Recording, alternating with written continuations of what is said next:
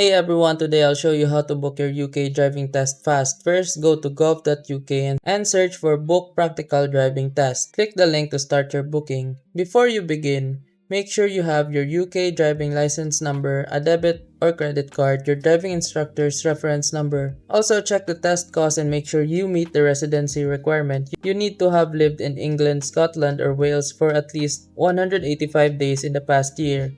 Once you're ready, click Start Now and follow the on-screen instructions to pick your test date. If you run into issues, scroll down to get help booking. You can email DVSA or call their support line, available Monday to Friday 8 a.m. to 4 p.m. And that's it. Booking your driving test can be quick and easy if you have everything ready. And remember, if this video helped you fix something or saved you from wasting money, here's an easy way to support the channel. You'll find an Amazon link in the description. Bookmark it and use it whenever you shop. Whether you're buying tech or everyday essentials, a small portion of what you already spend helps support the work here at no extra cost to you. And trust me, Amazon won't even notice.